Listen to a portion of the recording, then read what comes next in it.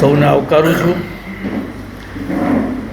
ખાસ કરીને આ નાટક કંપની પ્રયાસ કરે અને લોકોએ એમને મત આપી અને પ્રતિનિધિ બનાવ્યા છે.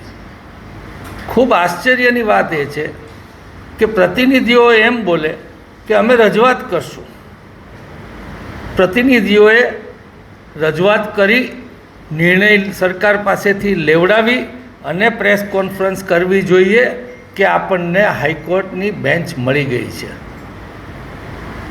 આ તો નાટક કંપનીમાં કઠપૂતળી જેવા પ્રતિનિધિઓ થઈ ગયા છે. એના પક્ષમાં કંઈ બોલી પણ શકતા નથી અને જાહેર નિવેદનો કરે છે. આની સામે અમારો સખત વાંધો છે. સૌરાષ્ટ્રને હાઈકોર્ટ બેન્ચ મળે એ ખૂબ અગત્યનું છે. જ્યારે રાજકોટમાં અમારા સાંસદ હતા ત્યારે પણ કપિલ સિબ્બલજીને મળી અને યુપીએ સરકારમાં હાઈકોર્ટ બેન્ચ અહીં આપવા માટે અમે સહમતિ સાધી હતી. પરંતુ જે તે વખતે ભાજપની સરકારે, કે જ્યારે નરેન્દ્ર મોદી મુખ્યમંત્રી હતા ત્યારે હાઈકોર્ટ બેન્ચ માટે વિધાનસભામાં ઠરાવ કરીને મોકલવાનો હોય એ ઠરાવ પણ કરીને મોકલવાની ઈચ્છા નહોતી અને નહોતો કર્યો. ડબલ એન્જિન સરકાર શું કામની? અમારે જોઈ જોઈને રાજી થવાનું. હાઈકોર્ટની બેન્ચ એ ડબલ એન્જિન સરકાર નીચે ઠરાવ કરે, ઉપર ઠરાવ કરે એટલે તરત જ હાઈકોર્ટની બેન્ચ મળે. અને હાઈકોર્ટની સૌરાષ્ટ્રના લોકોની માગણી ગેરવ્યાજબી એટલે નથી કે કેસની સંખ્યા, વસ્તીની સંખ્યાની દૃષ્ટિએ જે મહારાષ્ટ્ર અને બીજા રાજ્યોમાં બેન્ચ મળે છે એવી રીતના રાજકોટને પણ સૌરાષ્ટ્રની હાઈકોર્ટ બેન્ચ મળે એ લાયકાત પણ ધરાવે છે. ત્યારે 200, 500, 1000 કિલોમીટર, 1200 કિલોમીટર સુધીનો પ્રવાસ લોકોએ કરવો પડે એટલી હાઈકોર્ટ દૂર પડતી હોય. અમુક ગરીબ લોકો તો ન્યાય માટે ત્યાં પહોંચી પણ શકતા નથી. સૌરાષ્ટ્રના છેવાડાના લોકો હોય, આમ વેરાવળ હોય કે દ્વારકા હોય કે પોરબંદર હોય, ત્યાંના ગરીબ લોકો અમદાવાદ પહોંચી અને ત્યાં વકીલ ગોતી અને રાખીને ન્યાય મેળવવાનું માંડીવાળી અને અન્યાય સહન કરીને જીવતા હોય છે. ત્યારે આ પ્રતિનિધિઓ, અને કેમ ફક્ત રાજકોટના પ્રતિનિધિઓ નાટક માટે ભેગા થયા? જો સરકાર તમારું ન માનતી હોય, ભાજપના ચૂંટાયેલા પ્રતિનિધિઓનું સરકાર ન માનતી હોય તો સૌરાષ્ટ્રના પ્રતિનિધિઓ, સાંસદો, ધારાસભ્યો ભેગા થાય અને એમાં કોંગ્રેસના ધારાસભ્યો પણ ટેકો આપશે. સંયુક્ત રજૂઆત કરી અને આ સરકારને નમાવી શકે એ તાકાત ધારાસભ્યોમાં હોય છે અને સંસદમાં હોય છે. તો આવા નમાલાપણા નિવેદન નહીં, પરંતુ ખરા અર્થની લડાઈ આ પ્રતિનિધિઓ લડે એવી અમે અપેક્ષા રાખીએ છીએ. કોંગ્રેસનો આ વકીલો દ્વારા કરવામાં આવી રહેલ માગણીને અમારો સંપૂર્ણ ન કેવલ ટેકો છે પણ જરૂર લાગશે ત્યાં અમે એક્શનમાં પણ આવશું.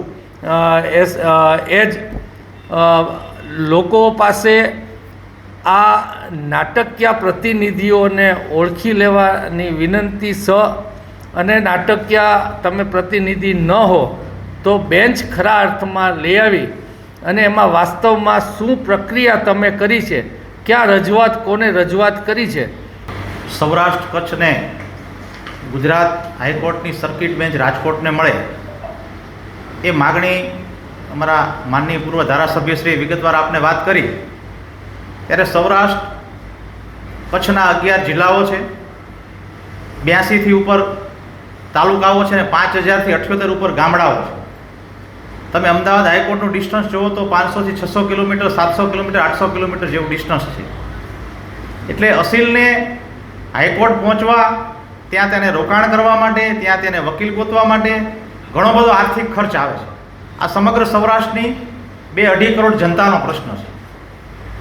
અસીલનો એ પ્રશ્ન આવે છે. એની સાથે સાથે આપને કહું તો કોર્ટના જે અલગ અલગ વિભાગો છે, જે કાયદા લો, લેબર લો છે, મારે લેબર લોની અંદર એક કામદાર રાજકોટ કોર્ટ કે જામનગર કોર્ટ કે દ્વારકાની કોર્ટની અંદર એપ્લાય થાય અને પછી જ્યારે એના કેસનો ચુકાદો હોય અને જ્યારે અપીલ એને દાખલ કરવાની હોય તે કામદારે હાઈકોર્ટ જવું પડે છે. તમે વિચાર કરો, સામાન્ય મજૂર એની અપીલ માટે અમદાવાદ હાઈકોર્ટ પહોંચી શકે ખરો?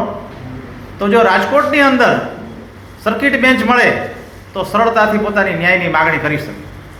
એવી જ રીતે મોટર MSCPના કેસ, અમારા motor vehicle act accident tribunal, એના જે કેસો હોય છે એમાં પણ દરેક કેસમાં અપીલો થતી હોય છે. એ બધી અપીલો હાઈકોર્ટમાં થતી હોય છે.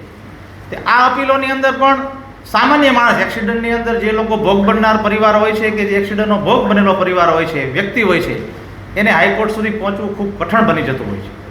એ જ રીતે સ્ત્રીઓ ઉપર જે અત્યાચારો થતા હોય છે અને ભરણપોષણના જે દાવા હોય છે, એ ભરણપોષણના દરેક દાવા, મેન્ટેનન્સના દાવા જે છે, દરેક મેન્ટેનન્સના દાવા છે હાઈકોર્ટમાં ચેલેન્જ થતા હોય છે.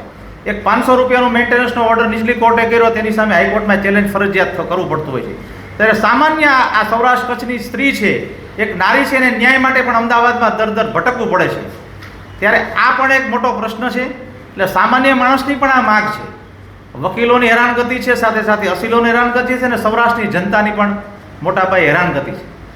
ભૂતકાળમાં 83-84ની અંદર પણ કોંગ્રેસની સરકાર રાજ્યમાં હતી ત્યારે પ્રયત્ન થયા હતા. એ વખતના અમારા આગેવાનોએ સર્કિટ બેન્ચ માટે ખૂબ જ પ્રયત્ન કર્યા હતા અને ત્યારબાદ યુપીએની સરકારમાં પણ પ્રયત્ન થયા. પણ અત્યારે ભારતીય જનતા પાર્ટીના લોકો જો એમ કહેતા હોય તો મોસાળે જમણ અને મા પીરસનારી ગુજરાત સરકાર પણ એમની છે અને કેન્દ્ર સરકાર પણ એમની છે.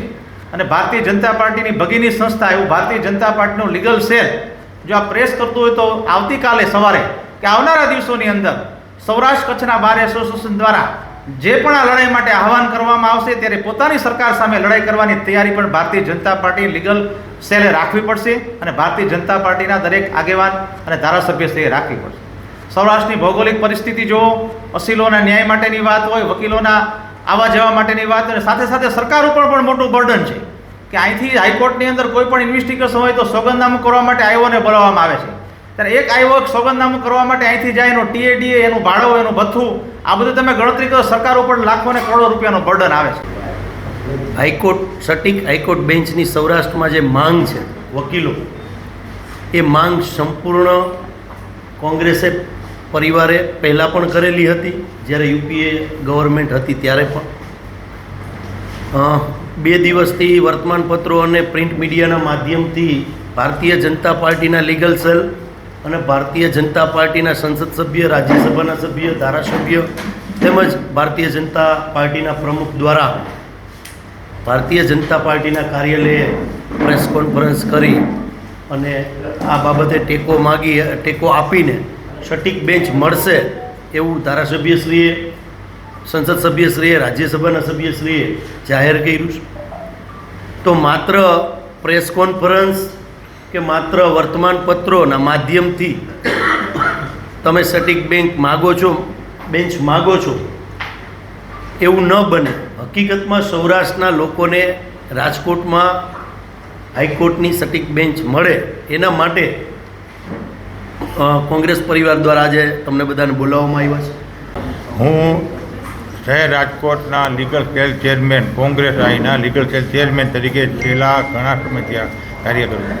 1983ની અંદરમાં અમે સૌરાષ્ટ્રને હાઈકોર્ટ બેન્ચ, અમે ખાસ રાજકોટને હાઈકોર્ટ બેન્ચ મળે એને માટેની અમે જે તે ટાઈમે બહુ આંદોલન કરેલું. આખા સૌરાષ્ટ્રના બધા એડવોકેટો રાજકોટથી અમદાવાદ જતા, ત્યાં રજૂઆત કરતા અમે બધી કરી. જે તે ટાઈમે સૌરાષ્ટ્રની અંદર, ગુજરાતની અંદરમાં કોંગ્રેસની સરકાર હતી. કોંગ્રેસની સરકાર હોવા છતાં અમે કોંગ્રેસના એડવોકેટો હોવા છતાં અમે આ લડતની અંદરમાં ત્યારે ભાગ લીધેલો.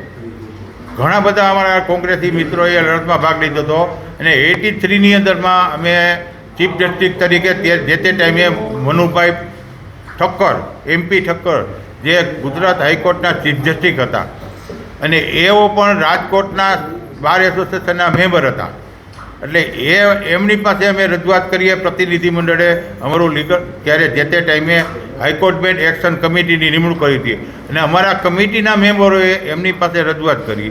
ત્યારે MP ઠક્કર સાહેબે એમ કહ્યું કે મને ગુજરાતને હાઈકોર્ટમાં સર્કિટ બેન્ચ આપવાના પાવર છે મારી પાસે, પણ જે તે ટાઈમે સર્કિટ બેન્ચ આપવા માટે હાઈકોર્ટ જજ MP ઠક્કર તૈયાર પણ હતા, પણ કોઈ પણ કારણસર, કોઈ પણ રાજકીય કારણસર સર્કિટ બેન્ચનો બહિષ્કાર કર્યો, સર્કિટ બેન્ચ લીધી. આજની તારીખે આ જ આંદોલન ભાજપના મિત્રો પણ કરે છે.